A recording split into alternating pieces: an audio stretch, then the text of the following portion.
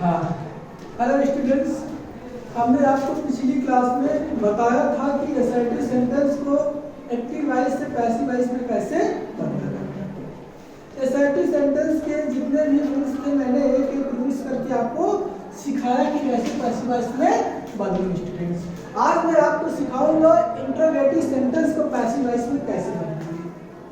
तो इंट्रोगेटिव के कुछ रूल्स स्टूडेंट्स स्पेशल नहीं है, केवल ये असर्टिव सेंटेंस पर निर्भर है। जिस तरह से असर्टिव सेंटेंस का पैसिव वॉइस बनता था उसी तरह से इंट्रोगेटिव सेंटेंस का भी बनेगा। अब ये है कि इंट्रोगेटिव सेंटेंस का जो स्ट्रक्चर होता है दो तरह के होते हैं। पहला होता है यस और नो आंसर टाइप होता है, दूसरा होता है WH फैमिली होता है। तो WH फैमिली के डिफरेंट तरीके से पैसिव वॉइस में बदले जाते हैं, लेकिन स्टूडेंट्स जो आपका यस और नो टाइप होता है उसका केवल एक ही तरह का होता है। तो आइए स्टूडेंट्स हम यस और नो वाला बताता हूँ कैसे होता है। सबसे पहले स्टूडेंट्स हम एक्टिव वॉइस का स्ट्रक्चर देखते हैं। एक्टिव वॉइस स्टूडेंट्स सबसे पहले हम लोग हेल्पिंग वर्ब लिखते हैं। क्या लिखते हैं? Helping verb.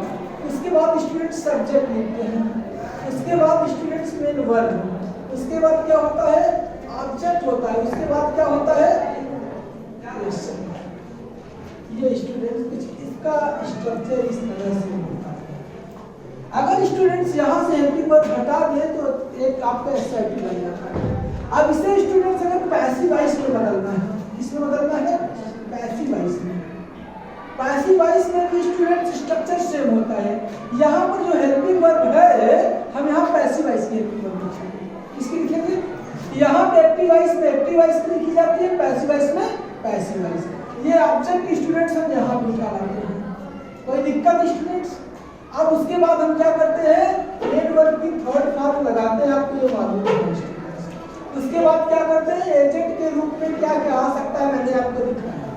वर्ब के अकॉर्डिंग टू भी ला सकते हैं, बाई भी ला सकते हैं, इन भी ला सकते हैं, एड भी ला सकते हैं, या अन्य चीजें भी हम लोग ला सकते हैं। उसके बाद स्टूडेंट्स हम क्या लिखते हैं? सब्जेक्ट लिखते हैं। और उसके बाद क्या लिखते हैं स्टूडेंट्स? क्वेश्चन। पूरा का पूरा स्टूडेंट्स इसी के अकॉर्डिंग बनेगा। अब इसके अलावा कुछ भी नया नहीं है। आइए हम एक सेंटेंस आपके सामने रखते हैं और दिखाते हैं। जैसे स्टूडेंट्स आपका एक्टिव वॉइस ये है, do you play the game? Do you play the,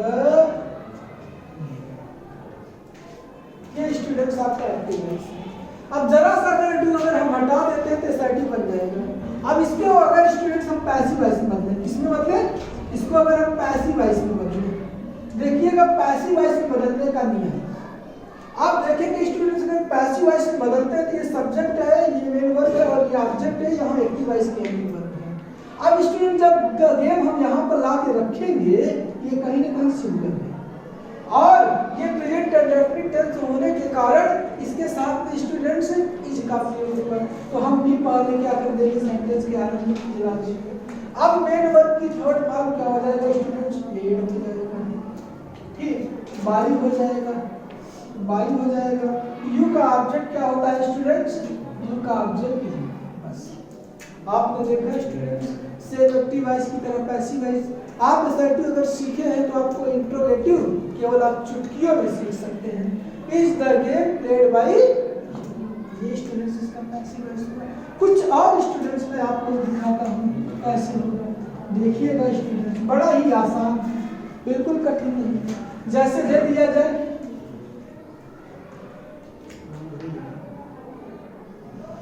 ठीक, जैसे आ जाए